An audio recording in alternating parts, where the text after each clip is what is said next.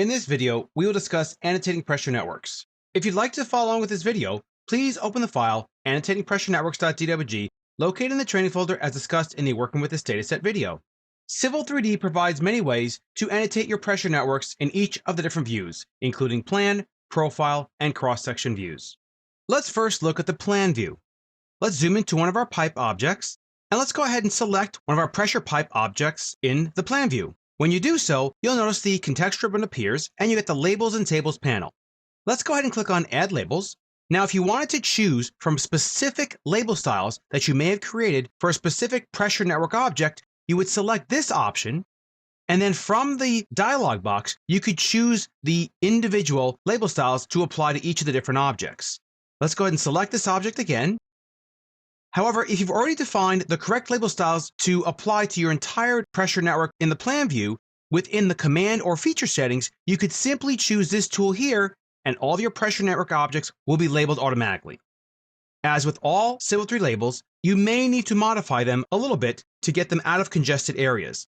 You always have the option with the drag state to either have a leader or you can have one that shows it as stacked. Let's go ahead and drag this one out.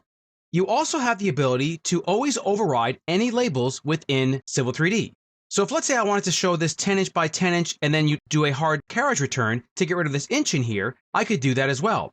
If you go to the contextual ribbon, you can click on Edit Label Text, and then right within here, you simply override the default label style. I'll simply delete that, press Enter, and then click OK. And now as you can see, that label is overriding the default label style. Let's talk about the profile view. The process is very similar to the plan view. Simply select one of your pressure network objects, and then Labels and Tables panel, Add Labels. Let's just choose the Edit Pressure Network Profile tool, and there's all your labels for each of the different parts of the pressure network. I can select one. Again, same exact drag states are available, and you can override those objects as well. Now let's look at the section view. So with the section view, it's a little bit different than simply selecting the object and annotating it. As of this version of Civil 3D, this is 2015, you do not have the ability to globally add labels to pressure network objects. If you select a section view, or if you select a pressure network object, you'll notice the only options available are standard section view labels. So how do you trick Civil 3D to actually showing you something that says 10-inch waterline, offset, and elevation? What you can do is navigate to the Settings tab, and let's expand the section view category.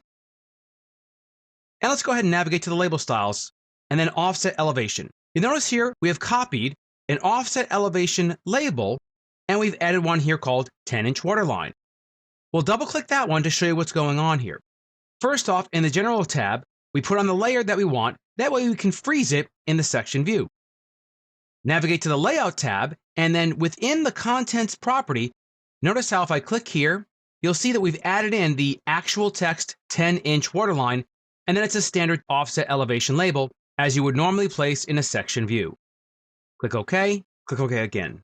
So to add a label here, simply navigate to the Annotate tab, Add Labels dropdown, and then select the section view and add section view labels. Make sure you choose this one because you want to make sure that you select the actual label style that you want to apply. We'll pick 10 waterline, no marker style, click Add, and then pick our section view as it's prompted by the command line window. And then as far as picking points goes, you simply navigate using O-snaps, and there is your label for that object. Yes, you will have to go in and do this for every single object within the section views. Again, if you need to drag this out, you simply select it using the drag state. You can drag it out, and there's your label within the section view. Let's look at tables with regards to pressure network objects. First, in the Settings tab, you'll find that under each subcategory, whether it's pressure pipes, fittings, or appurtenances, there is a table styles category where you can define what your table should display. Let's just do a simple pressure pipe table style by clicking in the Annotate tab, Labels and Tables panel, Add Tables, and then navigate to the pressure network category. We'll choose Add Pressure Pipe. Just like any of the tables in Civil 3D, you define pretty much the same type of settings. What's your style? What object do you want to report on?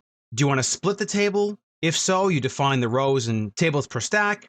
Toggle off Split Table. Click OK, and again, as with all the label functionality in Civil 3D, if you change any of the parts, they'll update the tables and labels automatically.